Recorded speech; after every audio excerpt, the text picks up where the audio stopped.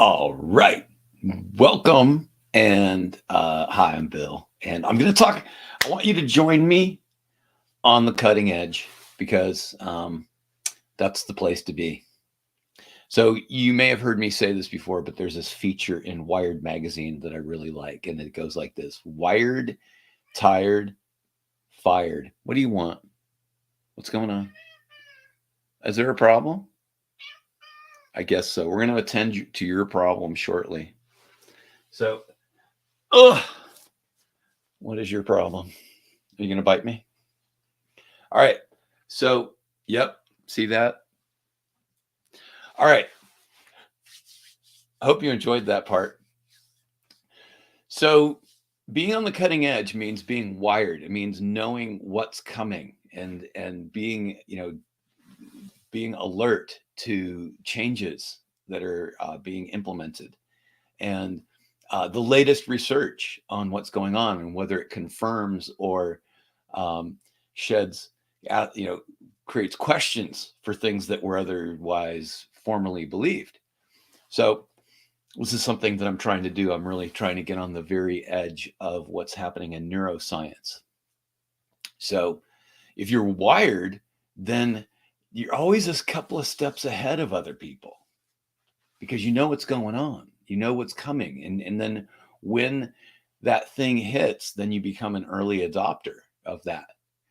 And when you get a reputation for being an early adopter, then those people who need early adopters seek you out. And so it becomes this really fun cycle. And when you're in the wired crowd, it's really fun. I mean, I really enjoy people who are wired more than any other group. So this is part of the reason why Sterling and I are such good friends, and um, why I like Craig O'Shaughnessy and other people who are on the cutting edge. They're always learning and they're always going forward and trying to find out what's the latest. The next category is tired. So that means that you've been doing the same old stuff, over and over again. And it's probably working. You're doing fine. But you're not going to, you may or may not excel that way. One thing that's really interesting to me with tennis coaches is how many coaches there are out there that use very old school strategies to work with their players, and they're successful. They're very wildly successful. So, you know, but when you can find a better way, then you become even more efficient in what you do. So, that's very important. So I think the first cutting edge thing is that you desire to be there. Do you want to be there? And I'll tell you what, the cutting edge is sharp. And I think part of the reason why people don't want to be on the cutting edge is because of fear of the unknown. Maybe everything they ever believed will be disproven, and now they're going to have to change their minds about things. And so, but on the other hand, a better way to do that is to always stay on the cutting edge, so that if you're going to have to change your mind about something, at least you know what it is before it happens. And some you might have to spoil for a fight on something. So it's interesting to me that I've also gotten into some pretty amazing arguments with people who hold so strongly to certain beliefs that have now been proven wrong.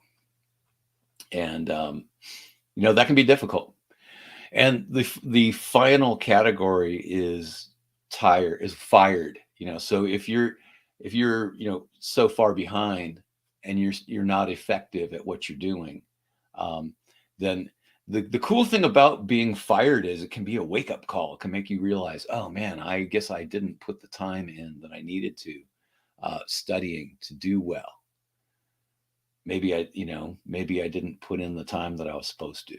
So you can go from fired to wired pretty quickly. That's the good news. All right, now, so that's number one, desire to be wired. All right. Number two, get your sleep. This is one thing that I'm learning more and more, and I'm hammering it. I just really want everybody to start sleeping better, because for me, it has made a dramatic impact on my effectiveness. A, because, oh, here comes, oh, let's see this comment. Hey, there's John Eagleton. Hello, John. John, in case you don't know, is a major player with Sports Ed TV. What is your title, John? Anyway, so get your sleep. You really need to sleep. If you're not sleeping well, then you're not performing at your best. And I have to say, I was in denial for a long time about the importance of sleep. And I said lots of brave things to myself, like, sleep is for sissies, and I'll rest when I'm dead, and those kinds of things. But in the last couple of years, I have upped my average sleep from about 5 hours, 46 minutes a night to 7 hours, 15 minutes a night. And that extra hour and a half has done amazing things for me. And it's made it so I'm teaching better, I'm learning better, I'm more healthy, I'm losing weight, because when you're not sleeping, you eat more. It's a really interesting thing. So there's so many different reasons to sleep.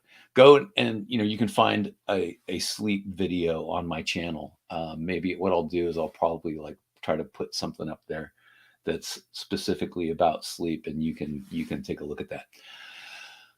The third thing is read.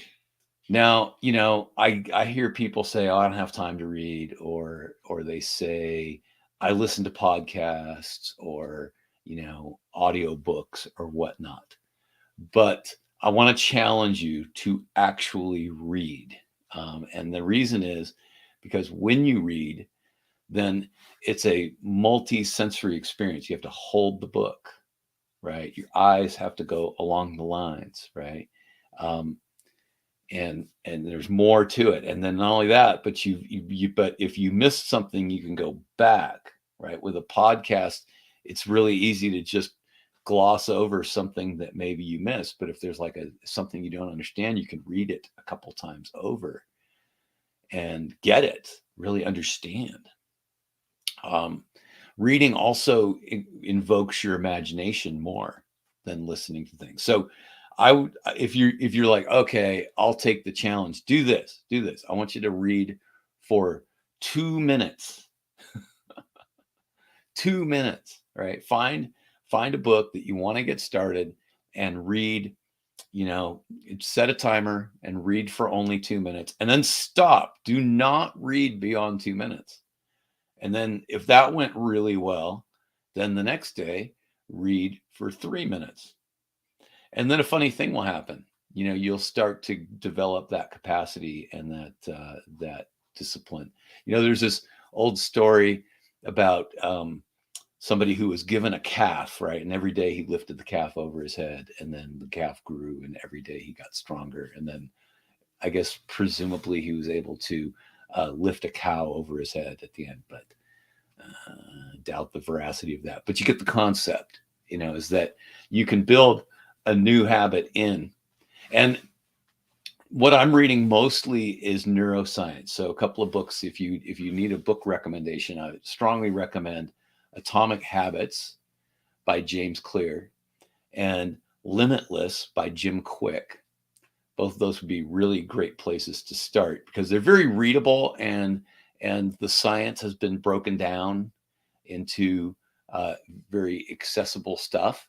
And I'm beginning to realize more and more that it's the habits that happen from that really help. And then so that's number 4. Some people do this thing where they have goals and whatnot, or they have New Year's resolutions are coming up. And I haven't done New Year's resolutions for years. I haven't done that for a long, long time. So what I would also challenge you to do is to, write down a list of 3 different habits that you want to start. And then put the time and the place that you're going to do those, right? I'll give you an example. So, I have this habit of getting up in the morning, and I do these things in almost perfectly this order, but I'm almost never perfect about it. So, when I wake up, I set a timer for 5 minutes, and I spend some time meditating, praying at that time for about 5 minutes, and breathing, doing a little breathing exercise. Then I get up and I turn on the electric kettle so that the water will start heating. And then I pour a glass of 16 to 24 ounces of water that I'm going to drink later. Then I go up and I use the restroom, and then I weigh myself. And then by the time I've done all that, then the water's warm, and I go down and I make my tea, and I'm starting to drink uh, uh, some green tea every morning. And the reason for that is because um, a recent study that's very encouraging is saying that green tea and resveratrol, which you can get from a 5 ounce glass of red wine, um, consumed regularly, daily, can reverse the effects of plaque building up in your brain. So I'm on that path now, because my goal right now is that I want to live to 100, walking and talking. Of course, if I get hit by a truck or something like that, I mean, barring any unforeseen tragedy, I'm going to try to do everything I can to live to 100. And speaking of living, almost to 100, but really great long life. Nick Bollettieri has passed, and what an influential person he was. You might like him, you might not like him. He's got some old school things about him for sure. But you can't mistake the fact that Nick Bollettieri had an impact on tens of thousands, if not hundreds of thousands of coaches, tennis coaches around the world.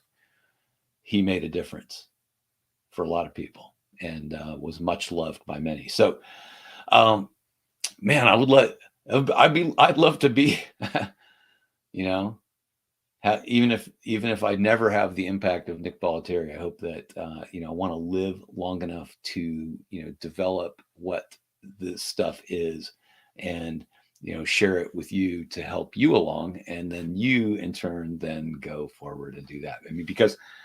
Look, actually, there's a guy, Phil Cello. I don't know how you pronounce his name, but he's probably the first one who started a live-in tennis academy, and then Nick was one of the early adopters of that, and bought an apartment complex that had some tennis courts, and then it turned in. Now it's like IMG Academy, but it started from incredibly humble beginnings with people living in apartments. I would really be interested in seeing that place and see if that little structure is still there, but probably not. Probably gone. And then the fourth thing is establish 3 new habits. And then the fifth thing is really look at all the things that you're eating and drinking. So I've way curtailed I've way reduced the amount of alcohol that I consume, but I make sure that I try to get my 5 ounces of red wine pretty much every night now. It's a new habit. And I'm not too rigid about that, because here it's party time coming up, and now, of course, if you are an alcoholic, then that you need to not do that. So you can find other ways to get that done. But now think about everything, especially now. Okay, so here's a challenge that I'll give you on that. Make it through the holidays and don't gain more than 5 pounds. All right. Now, my goal is to make it through to January 1st and gain no additional weight. So yesterday I went to a Thanksgiving dinner and had a decent plate of food, but I also ate very lightly throughout the day ahead of that. And I weighed myself this morning, and I did not gain weight. So, because there's a direct correlation between belly fat and brain issues, between your gut health and your brain response. It was really interesting, and so there's really strong connection between that also and your immune system. So, carefully consider the things that you're putting into your body. A little green tea, some blueberries, pretty much any kind of berry, any kind of green leafy vegetable. Um, I also like to make sure that I get one really good serving of red meat per week, but not much more than that, because you do need some bioavailability in your food. If you are vegan or vegetarian, then I sure hope that you are going your whole going the full route to get all of the amino acids that you need, because that can be a problem, missing out on some of that protein that it really actually builds you from the inside. And those are my 5 things right there. So thanks for watching. And those are the things. It's really interesting because it doesn't sound like it should happen, but if you really, in order to be on the cutting edge, what you really need to do is take care of your brain, right? So wanting to be on the cutting edge, that's a mindset. uh, Getting your sleep, that's going to help you process your learning so much better without getting into too much detail, right? um, Reading, because reading is going to be the most powerful way to learn. Okay, you can watch videos, you can watch this video over and over and over again, but if you're not reading a book, then you're really missing out. And then um, you know develop some habits, develop habits that save you time, that are good for your brain, that are good for creating a cutting edge mindset.